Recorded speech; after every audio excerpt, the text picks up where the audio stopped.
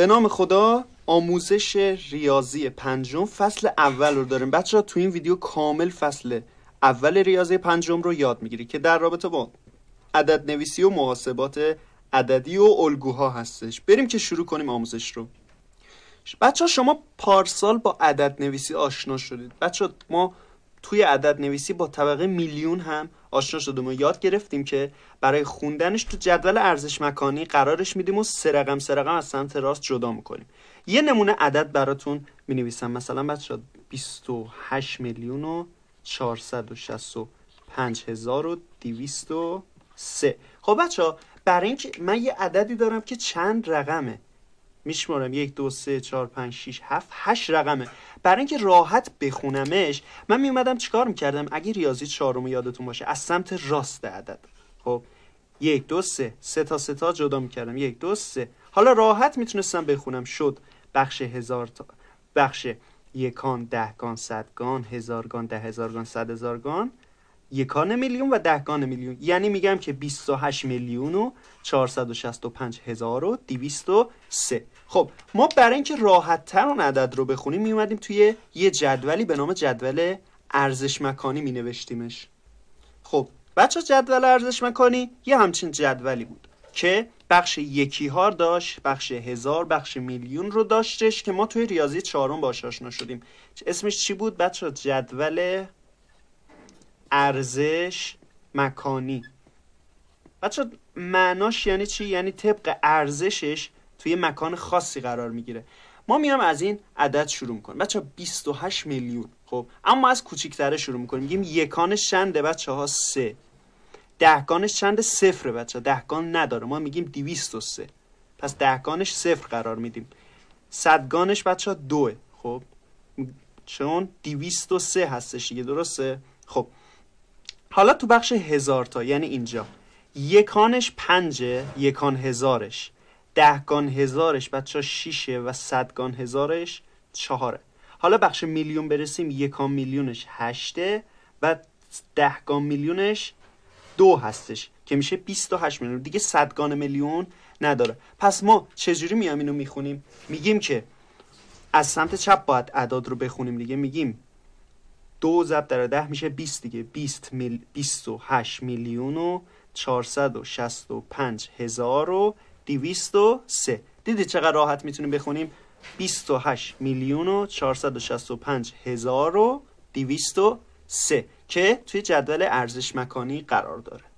بچه حالا توی عدد نویسی ما میومدیم اعداد بزرگ و گسترده نویسی میکردیم. یعنی چی میگفتیم؟ یعنی میگفتیم که مثلا میخوایم هم 46 میلیون و 752,200 مثلا همون 4. خب این عدد رو من میخوام گسترده بنویسم. بچه ها از جدول ارزش مکانی ما همیشه استفاده میکنیم برای کمک کردن به گسترده نویسی. خب بچه ها من یه جدول ارزش مکانی کشیدم دیگه. برای اینکه جای زیادی نگیره یکانش رو 1 نوشتم، دهگانش رو 2 و صدگانش رو 3 نوشتم. 46 میلیون و 752,204. خب بچه ها ما میخوایم این رو به صورت گسترده بنویسیم. به صورت گسترده یعنی چی؟ یه تکنیکی وجود داره. ما میام این 4 رو از سمت چپ اعداد رو مینویسیم. خب و میام چیکار میکنیم؟ میام بعدش رو 0 میذاریم. خب یعنی میگیم 4 بعدش چند تا 0 تا 1 2 3 4 5 6 7. 7 تا عدد است، به جاش 7 تا 0 میذاریم.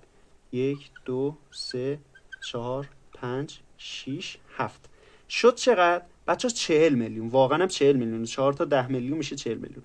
بعد میگیم به اضافه 6 تا 1 میلیون یعنی یه 6 میذاریم. 1 2 3 4 5 6 تا جلوش 0 میذاریم. خب به اضافه یه 7 میذاریم. 1 2 3 4 5 تا جلوش 0 میذاریم. دوباره یه 5 میذاریم. چند تا جلوش؟ 1 2 3 4 تا 0 میذاریم. بعد یه خط جا نشد. بعد 2 رو میذاریم. چند تا 0 جلوش میذاریم؟ 1 2 3 تا 0 جلوش میذاریم. بعد حالا میرسیم به این 2 که 2 تا 0 جلوش میذاریم و چون دهگانمون بچه دهگان یکیمون 0 دیگه نمی نویسیمش. تو گسترده نویسی 0 دیگه نمی نویسیمش. 4 تا 1 هستش که همون 4 می نویسیم دیگه، بعدش عددی نیستش. بچه ها من خیلی راحت تونستم به صورت گسترده این عدد رو بنویسم. خب این یه نوع از گسترده نویسیه. حالا یه جور دیگه هم میتونیم به صورت گسترده بنویسیمش.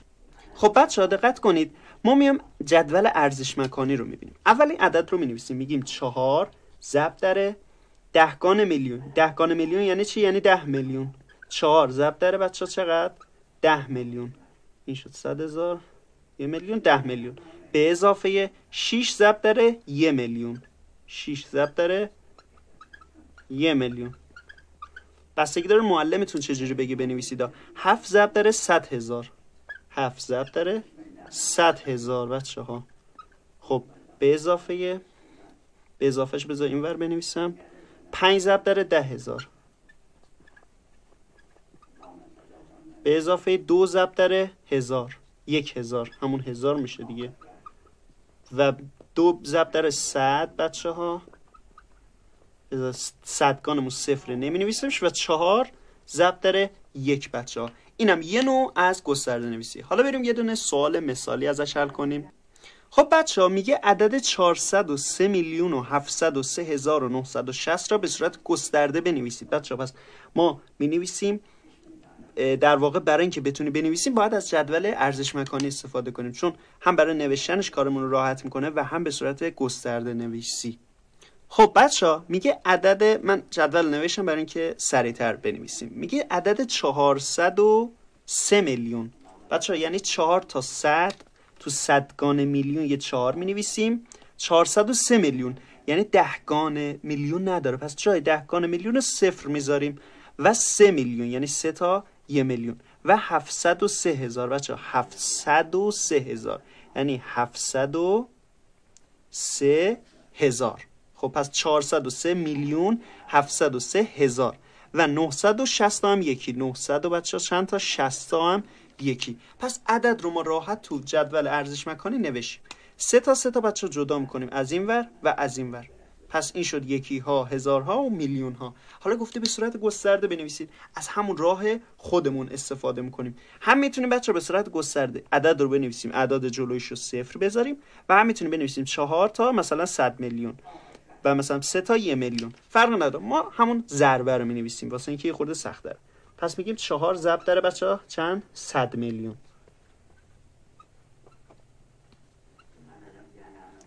به اضافه این دهگانش صفره. 3 تا 1 میلیون. 3 ضرب در 1 میلیون.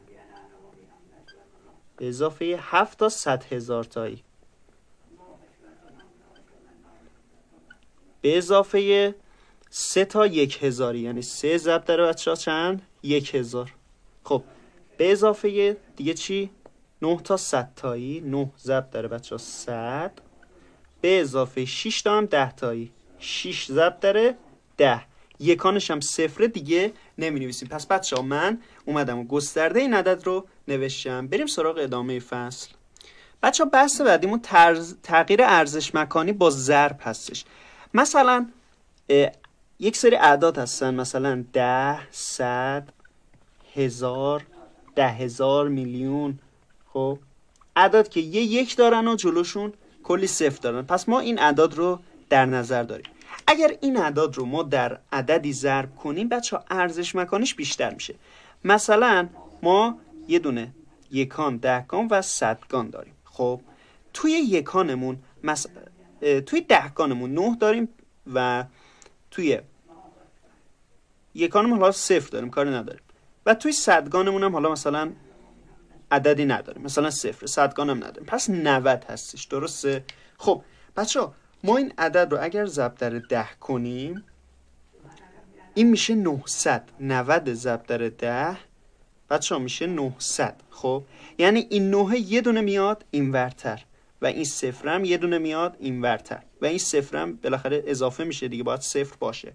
پس بچه‌ها یه فرمولی هست، این فرمول همیشه یادتون باشه. اگر عددی رو ضرب در این اعداد کنیم، مثلا ضرب در 10,000 یا مثلا ضرب در 1000 یا ضرب در 100. خب اگر ضرب در این عدد کنیم به تعداد صفراشون دو رقم ارزش مکانیشون میره به سمت چپ بچه‌ها. یعنی چی؟ این 2 تا صفر داره، خب این 3 تا صفر داره. مثلا اگه 9 رو ضرب در این کنم، 9 که یکانه 3 واحد میره اونورتر. خب دقت کنید، این یکان، دهکان، صدگان، مثلا یکان 1000. خب این یکان 1000. خب این یکان، دهکان، صدگان. بچه‌ها مگه 9 من اینجا نیست؟ خب اگر ضرب در 1000 کنم، 9 من میشه 9000 میره اینجا. چند تا خونه رفته؟ 1 2 3. پس بچه‌ها به تعداد هر صفر خب یه خونه میره اونورتر. مثلا اگر ضرب در 100 بشه 2 تا خونه میگه، اگر ضرب در 10 بشه یه خونه میره اونورتر، چون 10 یه دونه صفر داره. بچه‌ها سوال گفته عدد 674591. سوال پرسیده، میگه رقم 6 بچه‌ها تو چه مرتبه‌ای قرار داره؟ تو ذهنمون بچه‌ها میگیم بر سه بخش تقسیم کردیم، اینجوری شد. میگیم این یکانه، این دهگانه، این صدگانه. این یکانه 1000 دیگه. خب این دهگانه 1000 و این صدگان. تو امتحان نمیتونیم که بیایم واسه خودمون جدول ارزش مکانی بنویسیم، باید اینطور جلو بریم. خب حالا دقت کن عدد 6 تو چه مرتبه قرار داره بچه‌ها؟ پس صدگان 1000. صدگان 1000. پس فهمیدیم عدد 6 تو صدگان 1000 قرار داره. حالا میگه اگر ضرب در 1000 بشه عدد چه مرتبه قرار میگیره؟ بچه اگر ضرب در 1000 بشه خب 3 تا صفر میاد جلوش دیگه، اینو هممون بلدیم. یه عدد اگر ضرب در مثلا عدد 1000 بشه، چون به تعداد صفراش جلوش اضافه میشه، یعنی همون عدد رو مینویسیم، میگیم 67 91، 3 تا صفر جلوش میذاریم. الان ضرب در بچه‌ها چند شده؟ 100 شده. حالا بازم میایم 3 تا جدا میکنیم، این 3 تا، این 3 تا. خب این یکان، دهگان، صدگان. البته 3 تا جدا نشد، ببخشید. الان 3 تا شد. حالا اینم یکان 1000، دهگان 1000، صدگان 1000 بنویسیم. اینم میلیونه. خب این شد یکان میلیون، دهگان میلیون و صدگان میلیون. حالا بچه‌ها میگه 6 تو چه وضعیتی قرار داره؟ 6 رفت بچه‌ها چند شد؟ صدگان میلیون. خب قبلا کجا بود؟ صدگان 1000 بود. ضرب در 1000 شده. 1000 چند تا صفر داره؟ 1 2 3. دقت کن 1 2 3 تا مرتبه هم رفته اونور. پس جواب این سوال رو دادیم. صدگان 1000 بود، شد صدگان میلیون. میگه اگر عدد رو در 100 ضرب کنیم بچه‌ها رقم 4 تو چه مرتبه قرار میگیره؟ پس اول میام ضرب در 100 میکنیم، میگیم عدد اینه دیگه. اگر ضرب در 100 کنیم یعنی 2 تا صفر جلوش میذاریم. خب حالا 3 تا جدا میکنیم، این 3 تا. یکان، دهگان، صدگان. یکان 1000، دهگان 1000، صدگان 1000، یکان میلیون و دهگان میلیون. پس این شد میلیون، این شد 1000 و اینم شد یکی ها بچه‌ها. خب حالا ما ضرب در 100 کردیم، 4 تو چه وضعیتی قرار داره بچه‌ها؟ تو صدگان 1000. صدگان 1000 ما ضرب در 100 کردیم، 4 اومد جای 6. پس اینم جواب این مثال. بریم سراغ ادامه فصل. بچه‌ها بحث بعدیمون بحث مقایسه اعداد هستش، این که بدونیم کدوم عدد بزرگتره یا کوچیکتره. مثلا ما اگر بخوایم بزرگتر بودن، ما 3 تا علامت تو مقایسه داریم، یه این علامت، یه مساوی و یه این علامت. خب بذار بهتون بگم که هر علامت تو چی استفاده میشه، شاید خیلیاتون بلد نباشه. مثلا بچه‌ها من 45 رو دارم، وسطش یه دایره کشیدن که بگم کدوم بزرگتره دیگه، باید یکی از این 3 تا علامت باشه.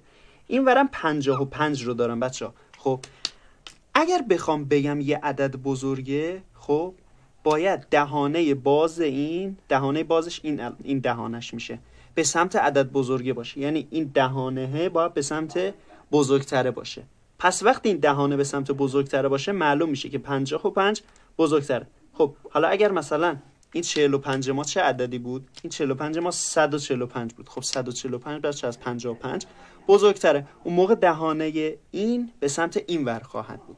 حالا اگر این دوتا با هم مساوی باشن، یعنی چی باشن؟ ما یه 55 داریم، این ورم بگیم 55. خب اون موقع است که ما بینشون مساوی میذاریم، یعنی بین این دوتا هیچ کدوم بزرگتر نیست و جفتشون مساویان. حالا مقایسه اعداد بزرگ چجوریه؟ خب بچه‌ها ما یه همچین اعدادی رو 2 تا کار میتونیم برای مقایسهشون انجام بدیم، ببینیم کدوم بزرگتره یا کدوم کوچیک‌تره. اولین کاری که وقتی 2 تا عدد جلومون گذاشتن انجام میدیم اینی که تعداد رقم‌هاشو بچه‌ها بشمریم. خب هر کدوم تعداد ارقام بچه‌ها بیشتری داشون بزرگتره، یعنی میگیم 1 2 3 4 5 6 7 8 تا رقم داره این، پس می‌نویسیم 8 رقم. خب اما این 1 2 3 4 5 6 7 8 9 رقم داره. خب بچه‌ها پس هر وقت اعداد دادم واسه مقایسه، اول رقماش رو بشمارید. آقا الان رقمای اعداد سمت راستی بزرگتره، پس میگیم عدد سمت راست بچه‌ها چیه؟ بزرگتره. خب بچه‌ها حالا یه جور دیگه، بچه‌ها تعداد ارقام اینا رو میشماریم 1 2 3 4 5 6 7 8 1 2 3 4 5 6 7 8 جفتش 8 رقمه. اینجا چیکار کنیم؟ میام از راه دوم استفاده می‌کنیم، یعنی مقایسه از چپ به راست. یعنی میگیم از سمت چپ اعداد رو شروع می‌کنیم مقایسه کردن. میگیم این 3 اینم 3 پس هیچ. میگیم این 2 اینم 2 پس هیچی، تا اینجا مساویان. این 4 اینم 4 سومین رقم از سمت چپش. خب اما اینجا 2 اینجا 1. خب ما اینجا رسیدیم به عددی که مثلا تو اینجا 2 تو اینجا 1. کدوم بس بزرگتر میشه؟ اونی که تو اینجا 2. هر کدوم که تو همون ارز، چون تعداد ارقامش مساویه، دقت کنید. خب ما سه رقم جدا کنیم اینطور میشه. خب دقت کنید این تو صدگان هزاره. خب 2 این تو صدگان هزارش 1. خب پس 100% اونی که اینجا صدگان هزارش 2 بزرگتره دیگه. پس مقایسه اعداد رو یاد گرفتیم. بریم یه سوال ازش حل کنیم. بچه‌ها مثال دقت کنید، تو امتحان اینجوری مثال میاد، مثالای سخت، مثالای پیچیده. میگه نصف 12 میلیون بیشتر است یا 7 برابر 800,000. نصف 12 میلیون بچه‌ها یعنی چی؟ یعنی 12 میلیون تقسیم بر 2 کنیم. پس ما میایم 12 میلیون رو مینویسیم بچه‌ها، تقسیم بر 2ش میکنیم. میشه چند بچه‌ها؟ 12 میلیون تقسیم بر 2 بچه‌ها میشه 6 میلیون اگر حساب کنید. پس نصف 12 میلیون رو ما به دست آوردیم. خب حالا یا میگه نصف 12 میلیون بیشتر است یا 7 برابر 800,000. خب پس 7 برابر 800,000 یعنی چی؟ یعنی 800,000 ضرب در 7 بچه‌ها. خب 7 برابر یعنی ضرب در 7 دیگه. خب بچه‌ها 800,000 ضرب در 7 چقدر میشه؟ 800,000 رو اگر ضرب در 7 کنیم میشه 5 میلیون و بچه‌ها 600,000. خب بچه حالا این دوتا عددی که به دست آوردیم و این پایین بغل هم می نویسیم، یعنی میگیم 6 میلیون، این 6 میلیون رو نوشیم وسطش یه دایره میذاریم، بعد 5 میلیون و 600,000 رو هم میام اینجا می نویسیم. خب حالا کدوم بزرگتره؟ بچه تعداد ارقامشون مساویه، 1 2 3 4 5 6 7 1 2 3 4 5 6 7 جفتش 7 رقمه. اما از سمت چپ میام شروع میکنیم. آقا این 6 این 5 همین اول کار بچه‌ها میفهمیم، چون این 6 این 5 اینی که 6 بزرگتره دیگه. از سمت چپ اعداد رو نگاه کردیم پس فهمیدیم که نصف 12 میلیون یا همون 6 میلیون بزرگتره. پس می نویسیم بچه‌ها اینجا نصف 12 میلیون، به فارسی همیشه بغل امتحانتون بنویسید بیشتر است. اینو که نوشیم یعنی جواب اصلی رو دادیم. بچه‌ها اومدیم سراغ معرفی میلیارد که شما تو این بخش با میلیارد آشنا میشید. بچه‌ها میلیارد یک عدد خیلی مهمی هستش که شما توی کلاس پنجم میخواید باهاش آشنا بشید. بچه‌ها ما اگر 1000 رو، خب 1000 رو که میشه تو چه بحثی، تو چه ببخشید ارزشی، میشه تو بخش 1000 تایی. خب اگر ضرب در 1000 تا کنیم، با خود 1000 کاری نداره، ما ضرب در 1000 کنیم بچه‌ها به چی میرسیم؟ ما به میلیون رسیدیم، همونطور که همتون بلدید. خب حالا اگر میلیون رو هم ضرب در 1000 کنیم بچه‌ها به میلیارد میرسیم بچه‌ها. پس اگر 1000 ضرب در 1000 شد به میلیون رسیدیم، همین میلیونه اگر ضرب در 1000 شد ما به میلیارد میرسیم. دقت کنید چند تا صفر داره، 1 میلیارد 9 تا صفر داره. چی شد بچه‌ها؟ میلیارد. بذارید من دقیق بنویسم، میلیارد. به این صورت هم خونده میشه. پس بچه‌ها 1000 ضرب در 1000 شد 1 میلیون و همین 1 میلیون رو وقتی ضرب در 1000 کردیم شد 1 میلیارد. پس بچه‌ها معنی میلیارد رو شما متوجه شدید. بچه‌ها توی میلیارد توی جدول ارزش مکانی چجوریه؟ ما فکر کنی یه عدد من می‌نویسم.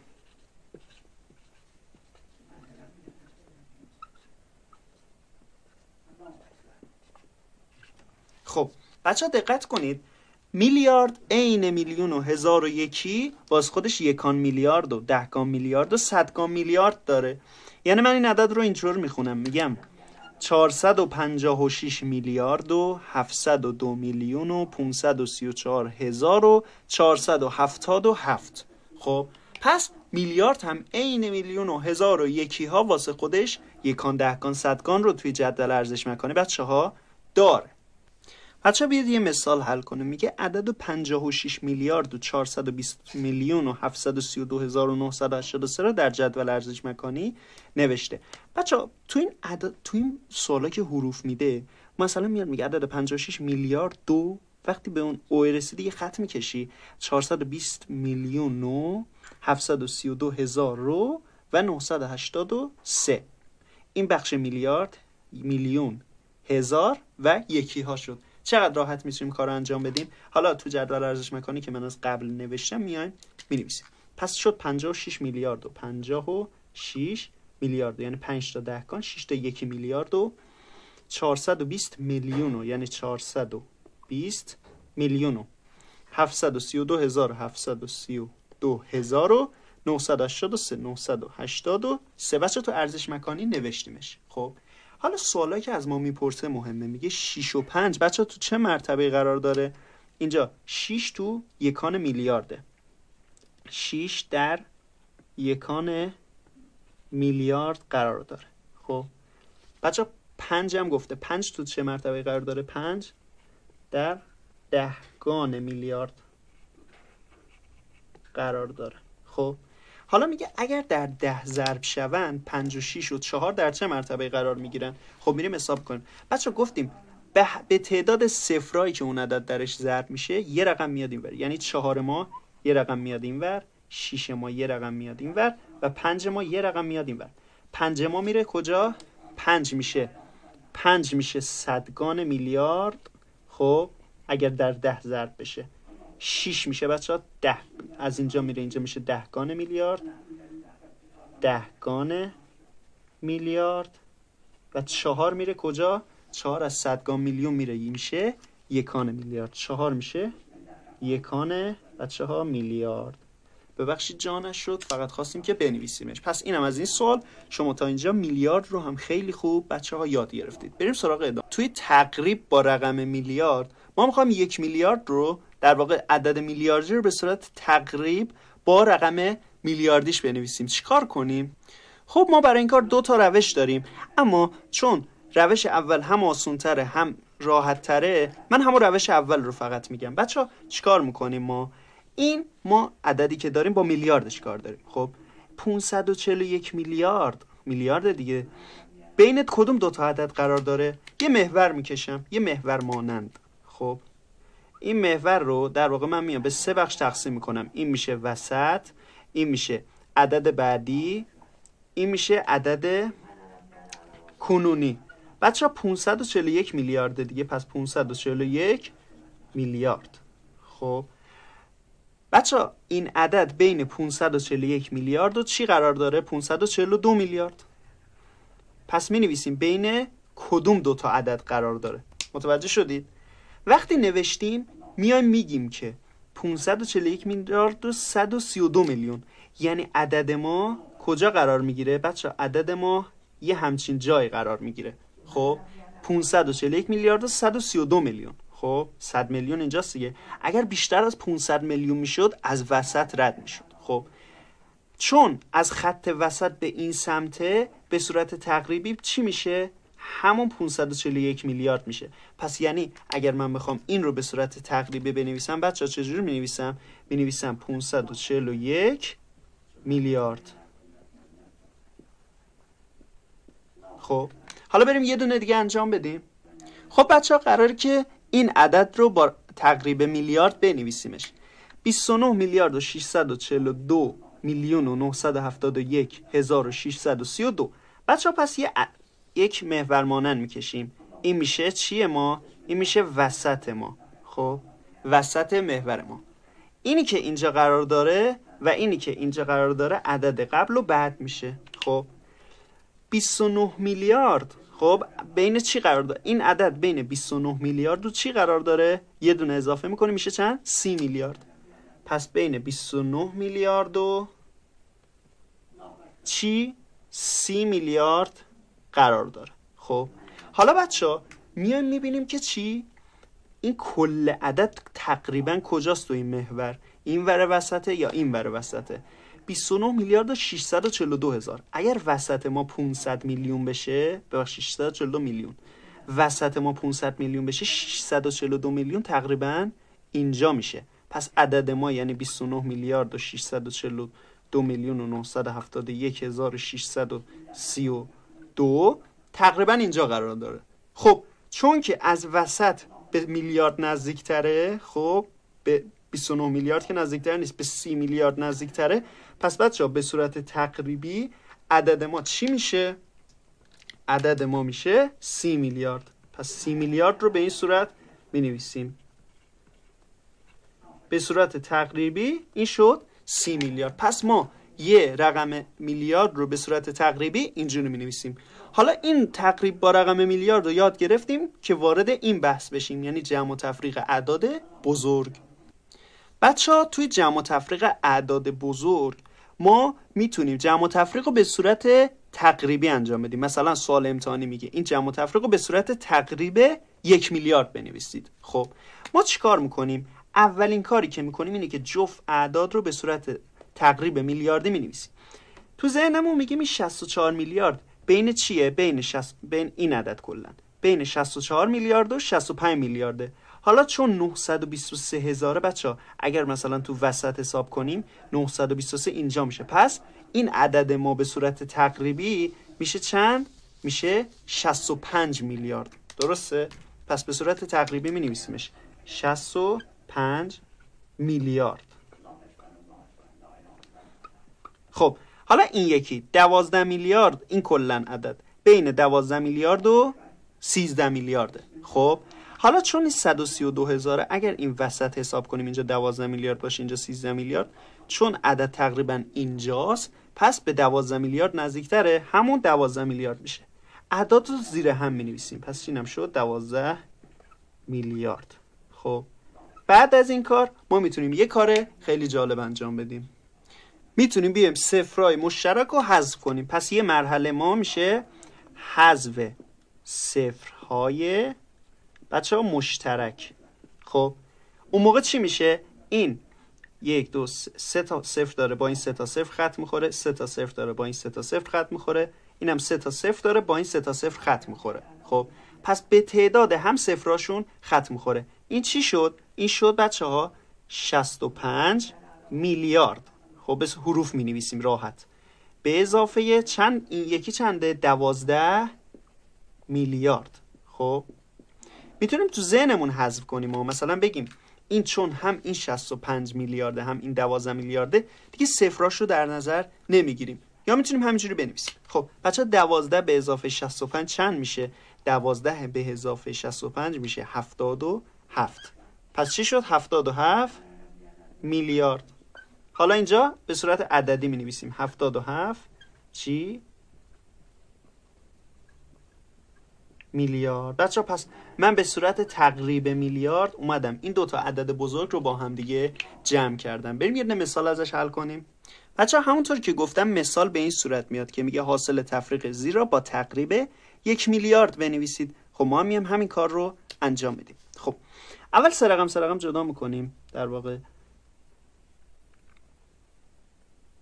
خب این شد 872 میلیارد و 942 میلیون و 351 هزار و 97. این شد 9 میلیارد و 8 آره دیگه 9 میلیارد شد.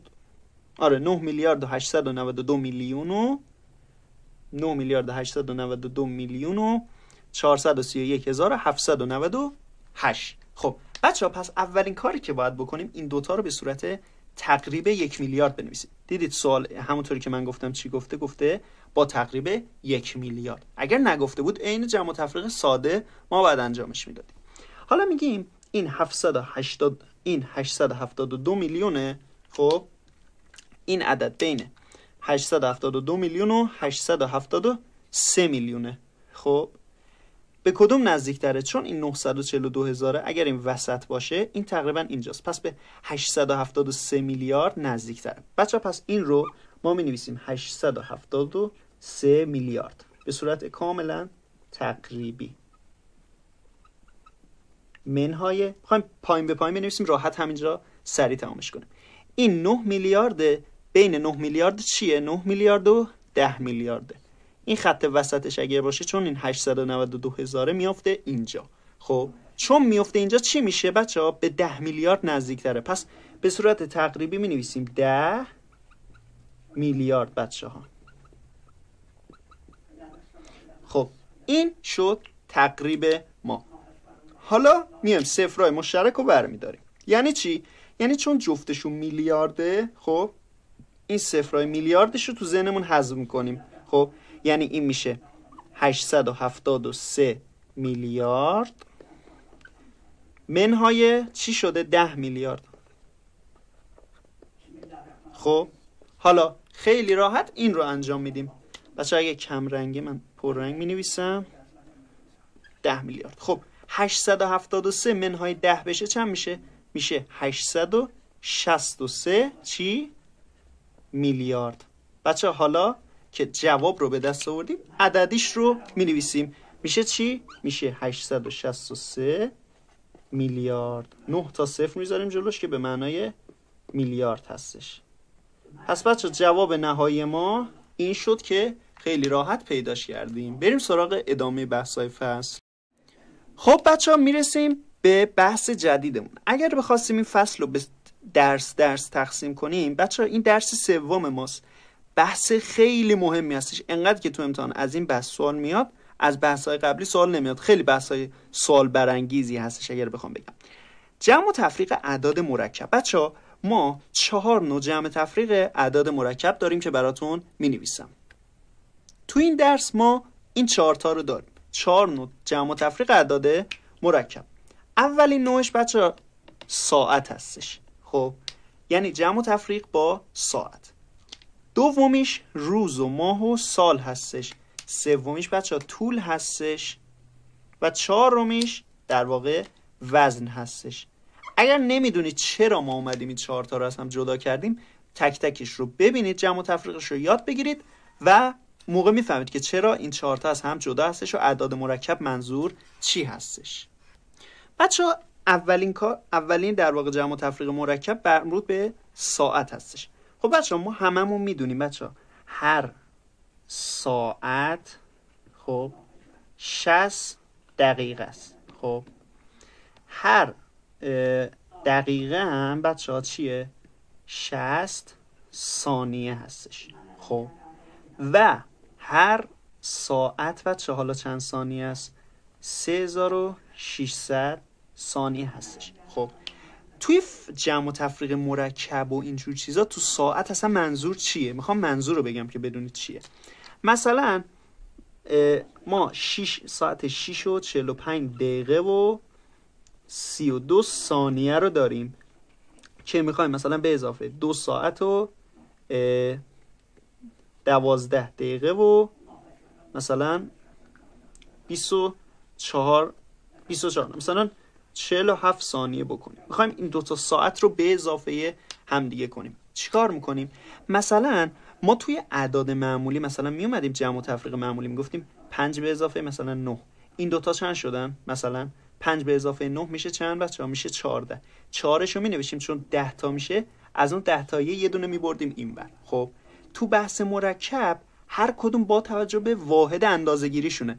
تو ساعت مگه هر ثانیه ها نمیشه 60 تا؟ خب هر 60 ثانیه میشه 1 دقیقه. پس وقتی ثانیه ها به 60 رسید یه دونه به دقیقه ها اضافه میکنیم.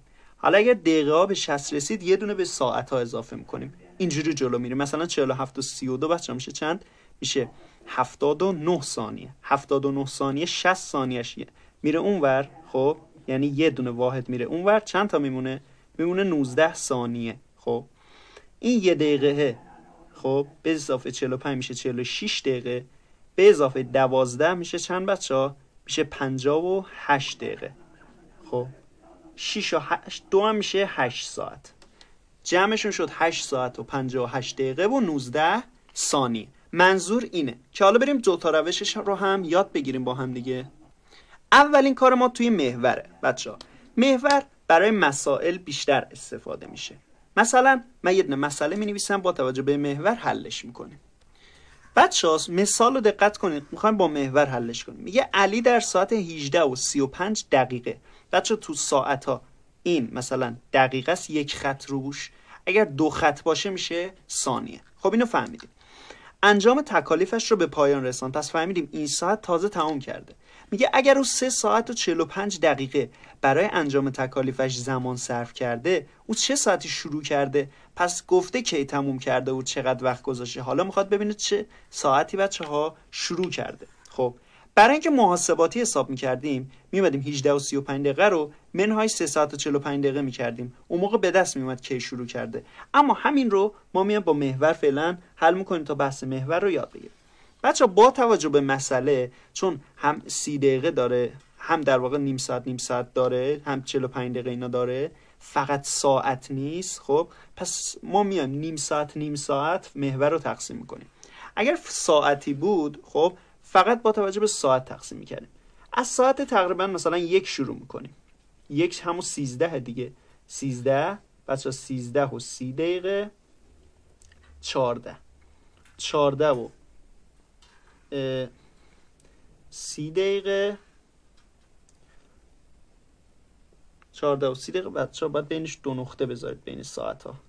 14 و 30 دقیقه 15 و 30 دقیقه 16 و 30 دقیقه 17 و 30 دقیقه 18 و 30 دقیقه یه خورده باید بزرگتر بشه 19. خب بچه ها پس ما اومدیم نیم ساعت ما چیکار کردیم؟ اومدیم نیم ساعت محور رو تقسیم کردیم. این به ما چی گفته؟ گفته علی در ساعت بچه ها 18 و 35 دقیقه. خب پس ما میام از 18 و 30 دقیقه شروع میکنیم، اما اینجا رو میزنیم 18 و 35 دقیقه. خب پس از 18 و 35 دقیقه اول بر ساعت تقسیم میکنیم. گفته چند ساعت؟ 3 ساعت. یعنی میگیم 18 و 30 دقیقه 1 ساعت، 2 ساعت و 3 ساعت. پس تا 15 و 30 دقیقه ما میایم که چی بشه؟ بگیم 3 ساعت ما جلو رفتیم. خب پس 3 ساعت رو ما می نویسیم. 45 دقیقه هم صرف کرده. 45 دقیقه یعنی چی؟ 45 دقیقه رو ما چجوری می نویسیم؟ خب بچه‌ها قبلش من اینو بگم، ما 18 و 35 دقیقه نباید رو 30 دقیقه بکشیم، یه خورده این ورتر میکشیم که مشخص بشه 18 و 35 دقیقه است. خب بعد ما به کجا رسیدیم؟ 15 و 30 دقیقه نباید برسیم، چون از 35 دقیقه است باید برسیم 15 و 35 دقیقه. خب یعنی یه خورده عقب‌تر میشه، اینجا میشه تقریبا. پس ما به 15 و 30 دقیقه 35 دقیقه رسیدیم. خب حالا برای اینکه 45 دقیقه رو نشون بدیم چیکار میکنیم؟ یه 35 دقیقه میریم. خب یه 35 دقیقه میریم تا برسه به چی؟ به 15. خب یه 35 دقیقه میریم، در واقع 35 دقیقه 55 دقیقه شد، ببخشید. یه 35 دقیقه میریم جلو. بعد اینکه 35 دقیقه رفتیم جلو، البته ببخشید 35 دقیقه زیاد رفتیم، این 15 و 35 دقیقه است دیگه. اگر 35 دقیقه از 15 و 35 دقیقه کم بشه میاد کجا میرسه؟ میاد همین رو 15 خودش. چرا 35 تا کم کردیم؟ که به ساعته برسیم. حالا 45 دقیقه است دیگه، 35 دقیقه شو کم کردیم، 10 دقیقهش میمونه. بچه اگر 10 دقیقه دیگه کم کنیم، خب عدد میاد رو کجا؟ میاد اینجا وای میسه. اینجا کجاست؟ 14 و 50 دقیقه تقریبا. خب پس 14 و 50 دقیقه شروع کرده. بچه من هیچ وقت نمیام محور رو بهتون پیشنهاد کنم، خب اما وظیفه من این بود که 2 تا روش رو هم بهتون یاد بدم. حالا بریم روش محاسباتی رو هم یاد بگیریم. میخوایم که بچه همین رو ما با روش محاسباتی حل کنیم. میگه که علی ساعت 18 و 35 دقیقه بچه ها شروع کرده. پس ما می‌نویسیم ساعت 18 و 35 دقیقه، این علامت دقیقه است. خب میگه 3 ساعت 45 دقیقه برای انجام تکلیفش وقت گذاشته، چه ساعتی شروع کرده؟ یعنی ما همین رو منهای 3 ساعت و 45 5 دقیقه میکنه. خب روش محاسباتی خیلی راحت تره، چون ثانیه نداریم تو جفتش دیگه ثانیه رو نمی‌نویسیم. میگیم بچه‌ها 35 دقیقه است، 35 دقیقه منهای 45 دقیقه میشه. خب تو 35 تا 45 تا داریم؟ نه. پس میایم این 18 ازش یه دونه ور می‌داریم میشه 17. خب اینجا قضیه جالبه بچه‌ها، از 18 تو ساعت ها یه دونه کم کنیم چند تا به این 35 اضافه میشه؟ 60 تا اضافه میشه، چون هر ساعت 60 دقیقه است دیگه. خب اگر تو دقیقه هم همین کارو می‌کردید به ثانیه اضافه میشد. 35 دقیقه ما بچه‌ها میشه 95 دقیقه. حالا از 95 دقیقه 45 دقیقه کم بشه چقدر میمونه؟ میمونه 50 دقیقه. از 17 ساعت 3 ساعت کم بشه میمونه 14 ساعت. پس چی شد بچه‌ها؟ ساعت 14 و 50 دقیقه شروع کرده. دیدید که روش محاسباتی خیلی بهتر و راحت تر هستش. بچه‌ها توی جمع و تفریق مرکب رسیدیم به جمع و تفریق روز و ماه و سال. خب چیزی که باید بفهمیم واحد اندازه‌گیری روز و ماه و سال عین واحد اندازه‌گیری در واقع ساعت بود که عین اون فهمیدیم هر دقیقه مثلا میشد 60 ثانیه. اینجا میگیم آقا یک سال، خب یک سال بچه چقدر میشه؟ یک سال میشه 12 ماه. خب حالا یک سال رو فهمیدیم میشه 12 ماه، هممون میدونیم. اما یک ماه چند روز میشه؟ کلن با سال و ماه و روز کار داریم. یک ماه بچه تو نیمه اول سال 31 روزه، تو نیمه دوم سال 30 روزه. خب اما کلن تو کتابمون ما اینجا بچه کلن 30 روزه کار داریم. خب پس کلن میگیم 30 روزه، چون در واقع اسفند ماه اگر حساب کنید اسفند ماه 29 روزه. خب حالا یک سال خب شد 12 ماه، یک ماه شد 30 روز. میخوایم ببینیم یک سال چند روز میشه؟ بچه یک سال میشه 365 روز. اگر میخواید یادداشت کنید واحد اندازه‌گیری روز و ماه و سال این هستش. این رو یادداشت کنید تا بریم نحوه حل سوالاش رو یاد بگیریم. ما برای جمع و تفریق مرکب روز و ماه و سال یه روش داریم، اونم روش محاسباتیه. مثلا ما میخوایم 4 سال و 2 ماه و مثلا 3 سال و 2 ماه و 12 روز و به اضافه 2 سال و مثلا 4 ماه و میتونیم 28 روز کنیم. خب اینجا دیگه عین ساعت و دقیقه و ثانیه علامت نداره، بالا می نویسیم روز، اینجا می نویسیم ماه و اینجا می نویسیم بچه سال. خب میخوایم 12 روز رو به اضافه 28 کنیم. خب 12 به اضافه 28 بچه ها میشه چند؟ میشه 40. خب توی بسته های روز و ماه و سال اگر تو روز به 30 رسیدید تبدیل میشه به یه دونه ماه. پس 30 تاش میشه یه دونه ماه، از اون 30 تا 10، از اون 40 تا 10 تاش میمونه میشه روز. حالا یه دونه به اضافه 2 میشه 3، به اضافه این میشه 7 ماه و اینم سر جاش همون 5 سال میمونه. 5 سال و 7 ماه و 10 روز. اگر 3 سال و 2 ماه و 12 روز رو به اضافه 2 سال و 4 ماه و 28 روز کنیم میشه 5 سال و 7 ماه و 10 روز. پس جمع و تفریق مرکب تو روز و ماه و سال به این صورته. بچه یه دونه دیگه نوشتم که با هم دیگه حلش کنیم. این دفعه 14 یه سری اعدادش رو تغییر دادم. میگیم 14 به اضافه 28 بچه ها میشه بچه ها چند؟ 42. خب این 42 30 تاش خب کم میشه میره واسه ماه، یه دونه واسه ماه میره، چون هر ماه 30 روزه دیگه. چقدرش میمونه؟ پس بچه ها میمونه کلن 12 تا. آره دیگه 12 تاش میمونه. آره حالا این یک ماه به اضافه 8 میشه 9 ماه، با 4 میشه 13 ماه. خب هر وقت تعداد ماه هم به 12 تا رسید یه دونه به سال اضافه میشه. این 13 ماه شده، یه دونش میره به اون، از 13 تا 12 تا کم بشه یه دونه میمونه. حالا اینم میشه 6 و 3 و 3 6 با این 7. پس شد 7 سال و 1 ماه و 12 روز. این رو هم گفتم حل کنم که نیازتون باشه. بریم حالا مثالش رو حل کنیم.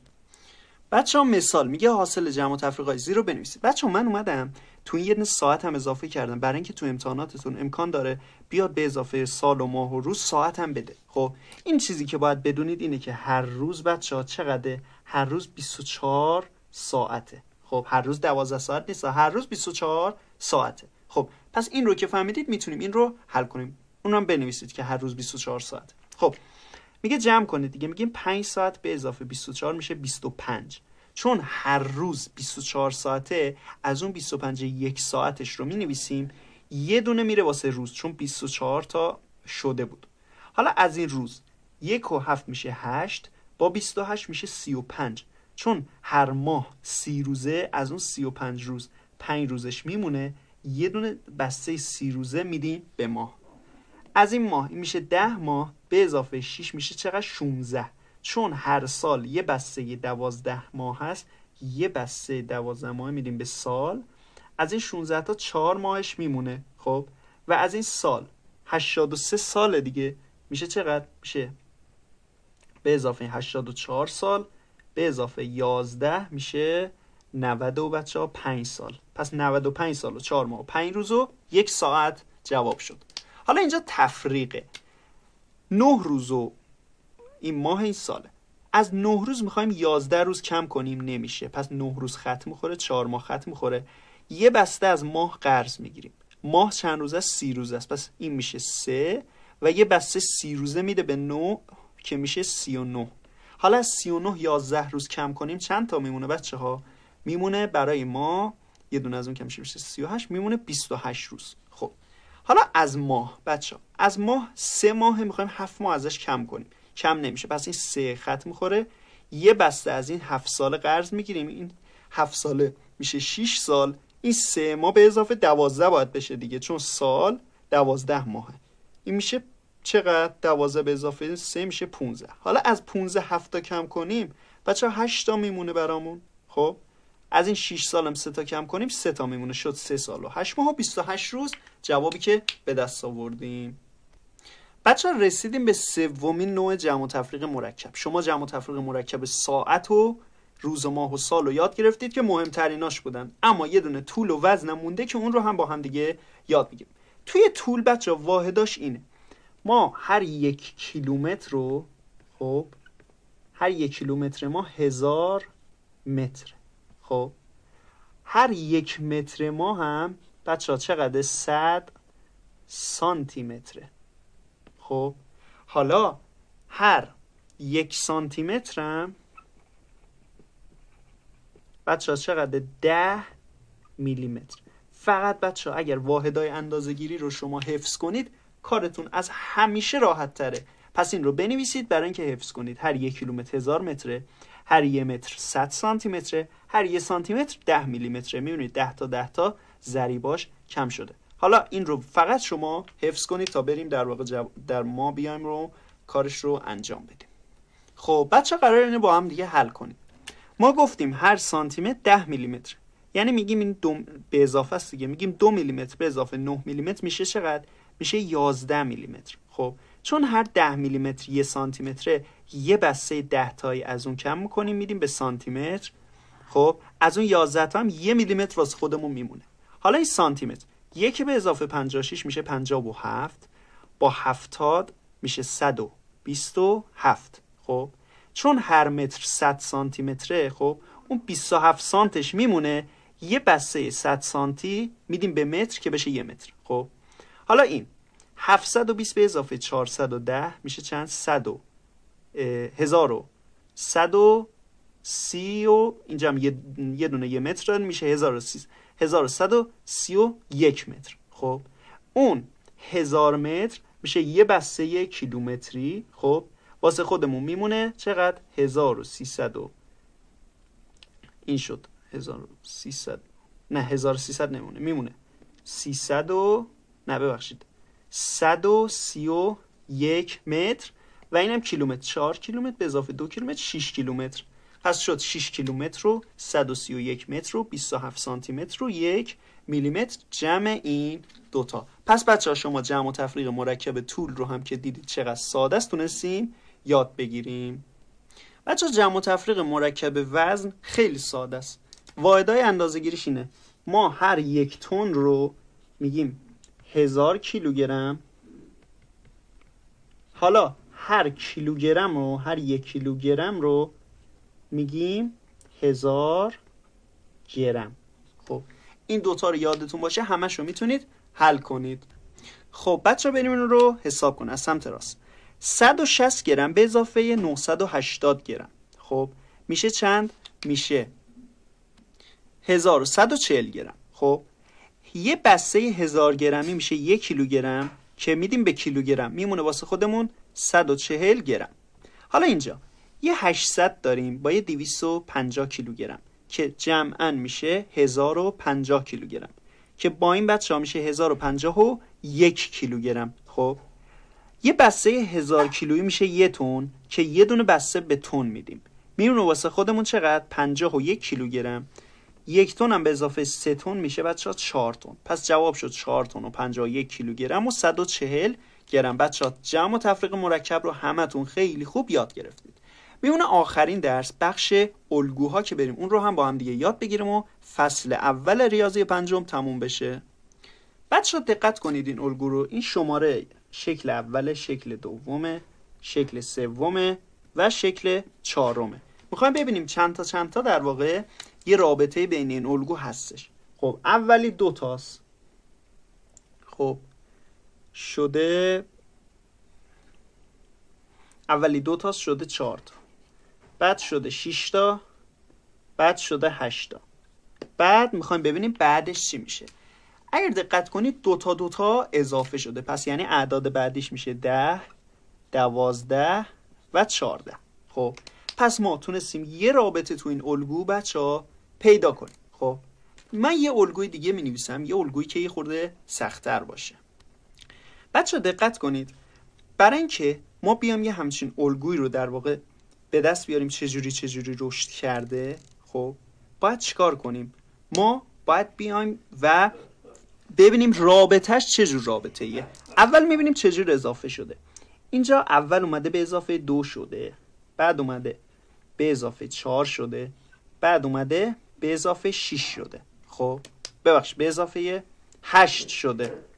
البته ببخشید عدد رو اشتباه نوشتم، 12 بود به 18 شد، درسته؟ بعد اومده به اضافه بچه 6 شده. خب من از این رابطه چی میفهمم؟ میفهمم این عدد افزایشیش خب تو هر کدوم 2 تا میرفته بالا. یعنی تو عدد افزایشی اینجا شده 2، بعد شده 2 دوباره، خب و همینجوری به عدد افزایشی اضافه شده. پس یعنی اینجا به این عدد افزایشی که 6 2 تا اضافه میشه 8. خب و بهش دوباره یه عدد 2 تا اضافه میشه 10، 2 تا دوباره اضافه میشه 12. خب میایم حساب میکنیم، 18 به اضافه 8 میشه 26، عدد بعدی به اضافه 10 شده 36، عدد بعدی به اضافه 12 میشه 48. پس ما 3 تا عدد بعدی رو با توجه به رابطه‌ای که توش بود تونستیم بچه‌ها پیدا کنیم. حالا میریم یه دونه مثال الگویی حل میکنیم تا بحث الگو رو کامل یاد گرفته باشیم بچه‌ها. این رو ببینید، در واقع هر کدوم اینا یه شکل بودن. مثلا این 15 تا دایره بود، 10 تا دایره بود، 6 تا دایره بود. برای اینکه جا بشه من تعدادش رو نوشتم. این شماره شکل 1، شماره شکل 2، شماره شکل 3، شماره شکل 4، شماره شکل 5 و الی به نهایت. خب الگوی بین شماره شکل و عدد رو همیشه از ما میخواد بچه‌ها. ما الگو خودش الگو نداره. 1 به اضافه 2 شده 3، این به اضافه 3 شده، این به اضافه 4 شده، این به اضافه 5 شده. خب اما الان میگه شماره دهمش رو بنویسید، سوال بعدی میخواد اینو بپرسه. من باید چیکار کنم؟ باید از اون الگوی بین شماره شکل و عدد استفاده کنم. برای این کار میام شماره شکل رو مینویسم، شماره تعداد، تا رابطه یا همون الگو برای من به دست بیاد. خب یه جدول میشه. خب تا بتونم اون چیزی که میخوام رو به دست بیارم. اولی شده 1، دومی شده 3، سومی 6، چهارمی 5 و آخری 15. بچه‌ها میام پس مینویسم. شکل شماره 1 شده 1، شکل شماره 2 شده 3، شکل شماره 3 شده 6، شکل شماره 4 شده 10 و شکل شماره 5 بچه‌ها شده 15. خب حالا میام رابطه بینشون رو به دست میارم. رابطه بینشون رو بچه‌ها پس من میتونم همیشه از شماره شکل بیامو به دست بیارم. اینجا میام چیکار میکنم؟ میام یه دونه واسه خودم تو ذهنم فرمول مینویسم. میگم اینجا شماره شکل خب اومده به اضافه 1 شده. خب برای اینکه الگوش رو به دست بیاریم میگیم مثلا اینجا 1 رو به اضافه 1 میکنیم، خب میشه 2. خب حالا تقسیم بر 2 میکنیم، جواب همون شماره به دست میاد. خب اما ببینیم تو دومی هم همینطوریه. میگیم 2 به اضافه 3 میکنیم تقسیم بر 2 میکنیم. آیا تعداده به دست اومد؟ نه. اما ضرب میکنیم، میگیم مثلا 1 ضرب در 1 میشه 1 تقسیم بر 2 که 1 نمیشه تقسیم بر 2. پس چون 1 رو نمیتونیم این کارو براش کنیم، 2 رو هم نمیتونیم این کارو براش کنیم. اما اگر بیام شماره شکل رو شماره رو ضرب در شماره به اضافه 1 کنیم، خب میشه چند؟ مثلا شماره رو ضرب در شماره به اضافه 1 کنیم. شماره به اضافه 1 یعنی 1 به اضافه 2 ضرب در شماره یعنی 1 میشه همون 2. اگر تقسیم بر 2 بشه جواب به دست میاد. پس این فرمول رو میایم تو ذهنمون اجرا میکنیم. این که جوابش به دست اومد. اما حالا این رو ببینیم چه جوریه. میگیم شماره 2 ضرب در شماره به اضافه 1 یعنی 2 ضرب در 2 به اضافه 1 3. خب میشه چند؟ میشه 6 تقسیم بر 2 میشه چند؟ 3. پس همون تعداد به دست اومد. پس از این فرمول استفاده میکنیم. پس فرمول ما شد شماره ضرب در شماره به اضافه 1 تقسیم بر 2. حالا سوال به ما چی میگه؟ میگه الگوی دهم رو پیدا کنید. الگوی دهم رو ما چجوری میتونیم پیدا کنیم؟ با توجه به این میگیم شماره دهم رو میخواد دیگه 10 شماره ضرب در 10 به اضافه 1 تقسیم بر 2. خب 10 به اضافه 1 میشه 11. 10 ضرب در 11 میشه 110 تقسیم بر 2 میشه بچه‌ها 55. پس شکل دهم ما اگر با همین الگو بریم جلو میشه 55. بچه‌ها بس فصل ما همینجا تمام شد. شما بحث الگو رو هم کامل یاد گرفتید. بچه‌ها فصل 1 تمام شد. براتون آرزوی موفقیت دارم. توی کانال میتونید کامل ریاضی پنجم رو داخل لیست پخش ریاضی پنجم ببینید و تمام فصلاش رو یاد بگیرید. و اینم بدونید که ما آموزش ریاضی 6م، 7م، 8م و 9م هم داخل کانالمون داریم. براتون آرزوی موفقیت میکنم. خدا نگهدار.